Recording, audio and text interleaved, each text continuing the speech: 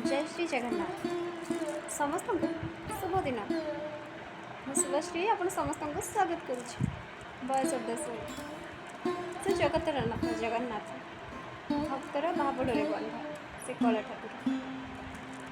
ସେ କୌଣସି ପାତର ଅନ୍ତର ଦେଖାନ୍ତିନି ପତିତ ଉଦ୍ଧାର ପାଇଁ ପତିତ ପାବନ ପାନା ସେ ଉଡ଼ାନ୍ତି ରାଜାଧିରାଜ ଯୋଗୀରାଜ ସେ ରାଜା ରାଜେଶ୍ୱର ବେଶରେ ଭକ୍ତମାନଙ୍କୁ ଦର୍ଶନ ଦିଅନ୍ତି ବଡ଼ ଦାଣ୍ଡକୁ ଓହ୍ଲେଇ ଆସନ୍ତି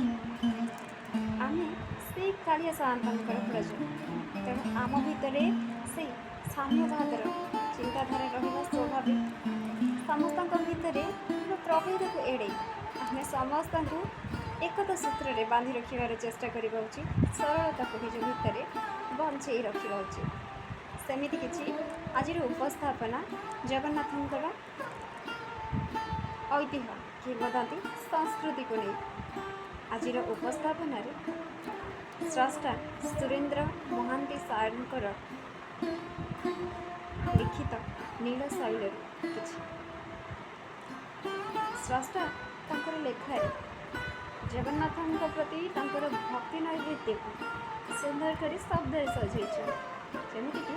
କର୍ମକ୍ଷେତ୍ରରେ ଜୀବନ ସଂଗ୍ରାମ ମଧ୍ୟରେ ପାରିବାରିକ ସଂକ୍ରାନ୍ତରେ ବିଶେଷତା ପ୍ରକାଶନ କ୍ଷେତ୍ରରେ ଜଗନ୍ନାଥ ହିଁ ସ୍ରଷ୍ଟାଙ୍କୁ ଅନୁପ୍ରାଣିତ କରିଛନ୍ତି ତାଙ୍କ କରୁଣା ବିନା ତାଙ୍କ ବିଷୟରେ ଲେଖିବା ପାଇଁ ଗୋଟେ ଶବ୍ଦ ବି ମନକୁ ଆସେ କିନ୍ତୁ ଯେତେବେଳେ ପ୍ରଭୁଙ୍କ କୃପା ହୁଏ ସେତେବେଳେ ହିଁ ତାଙ୍କ ଉପରେ ଲେଖିବା ପାଇଁ ସାମର୍ଥ୍ୟ ଆସିଯାଏ ସେମିତି କିଛି ସୃଷ୍ଟି ଜଗନ୍ନାଥଙ୍କ ପ୍ରତି ପ୍ରତି ଓଡ଼ିଆଙ୍କ ହୃଦୟରେ ଏକ ସ୍ୱତନ୍ତ୍ର ସ୍ଥାନ ରହିଛି ଜଗନ୍ନାଥଙ୍କୁ ପ୍ରତ୍ୟେକ ନିଜର ଆତ୍ମୀୟ ସ୍ୱଜନ ବନ୍ଧୁବାନ୍ଧବଙ୍କ ସ୍ୱରୂପରେ ଦେଖନ୍ତି କିଏ ସଖା ଡାକେ ତ କିଏ ଭାଇ କିଏ ପୁଣି ବନ୍ଧୁ ଏମିତି ଅନେକ ରୂପରେ ସେ ଅବତୀର୍ଣ୍ଣ କିଏ ପତି ପରମେଶ୍ୱରଙ୍କ ରୂପରେ ମଧ୍ୟ ତାଙ୍କୁ ଗ୍ରହଣ କରିଥାନ୍ତି ସେ ଏମିତି ଠାକୁର ଯେ ଯାହାଙ୍କ ମଧ୍ୟରେ କୌଣସି ବି ଅହଂଭାବ ନଥାଏ ଭକ୍ତିରେ ଭକ୍ତଟିଏ ଯାହା ବି ଯାଚିଲେ ସେ ସ୍ୱଇଚ୍ଛାରେ ଗ୍ରହଣ କରିନିଅନ୍ତି ବିନା ଦ୍ୱିଧାରେ ସେ ନେଇଯାଆନ୍ତି ଏଇଠି କବି କହୁଛନ୍ତି ଯେ ପ୍ରତି ଓଡ଼ିଆ ମନରେ ଜଗନ୍ନାଥଙ୍କ ଲାଗି ଶ୍ରଦ୍ଧାବୃତ ସ୍ଥାନ ରହିଛି ବସ୍ତୁତଃ ତାହା ସୁବିସ୍ତୀର୍ଣ୍ଣ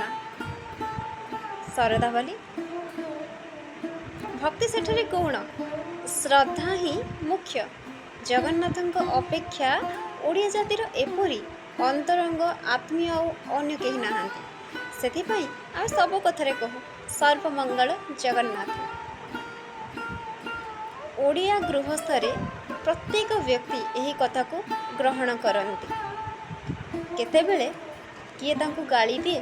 ଅଭିମାନ କରେ କିଏ ପୁଣି ଛଳିଆ କପଟିଆ କହି ଅଧିକାଂଶ ସମୟରେ ଅଭିମାନ ବି ଜାହିର କରେ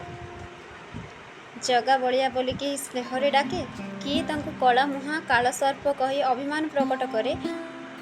କଳା ଠାକୁରଙ୍କ ପ୍ରତି ଥିବା ଭକ୍ତିର ଭାବାବେଗକୁ ଭକ୍ତ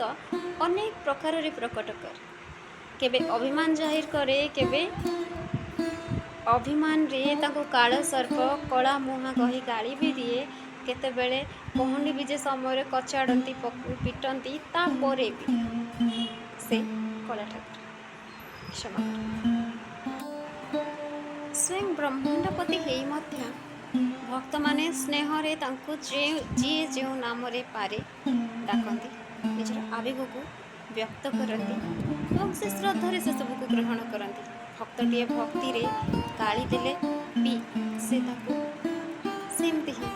ସ୍ନେହର ସହିତ ଗ୍ରହଣ କରନ୍ତି ସ୍ମିତ ହାସ୍ୟ ତାଙ୍କ ଓଠରେ ସବୁବେଳେ ଶୋଭା ପାଏ